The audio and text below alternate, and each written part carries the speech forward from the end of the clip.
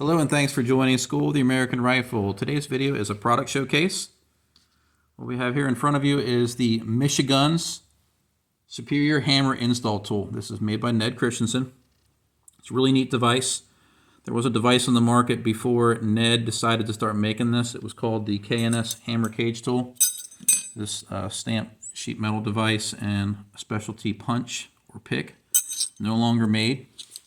So Ned stepped up to the plate and hit one out of the park with this tool. I do believe these are going to sell for roughly $100. Don't quote me on that. We are going to purchase 4 more. We want to put one at every bench here at School of the American Rifle so our students can use them. A lot of my students, a lot of people that I talk to, whether I'm teaching them or just shooting the bull with them, they talk about how they have trouble, and I see it all the time as well, lining up the hole by using tension, pushing down on things. They just have trouble. Hand strength, arthritis, whatever it is.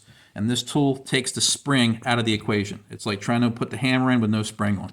So here's what you do. You take the legs of the spring and you put them into these 2 little holes. You want to make sure you seat it all the way. And Ned instructs you to put the tool vertical like this. And then once the tool's vertical, you just cock the hammer back into it. This is an M16 hammer. It has a tail on it, but the AR-15 without the tail works the same way.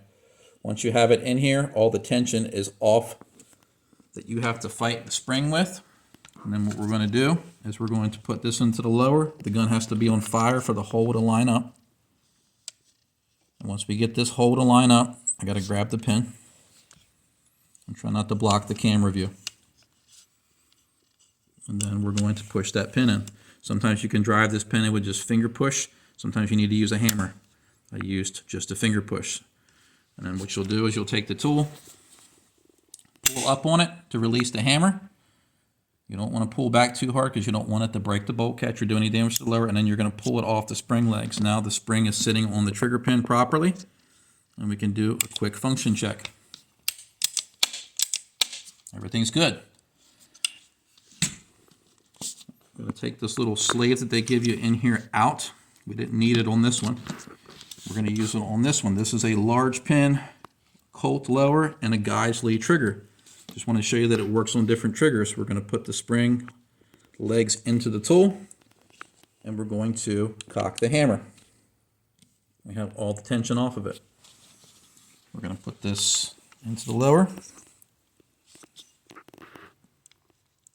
Make sure that it's on fire. We're going to line this up.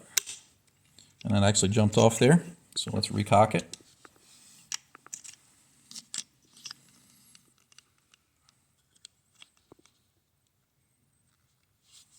Got it. I got the pin started. I pushed it all the way through, but normally this slave, if we put it in on the other side, will allow you to make sure the hammer is lined up, just like I have it here. So when you do drive it in, you're not going to misalign the pin and damage something. You can also use this as leverage, and you can move it around so you can try to get your hammer positioned in the right place to seat the pin. Now you do have a little bit less purchase on the Guy's Lee and the LaRue hammers, but it still works great. Pull it off, pull the spring legs out, and we're installed. This little slave tool goes into the grip. And there's our tool. I'll put a link in the description below so you can find it. If it's not appearing on Ned's website, it means that he doesn't have any available yet. As soon as they pop up, you'll be able to purchase one. As always, I hope you found this video educational, and thanks for watching.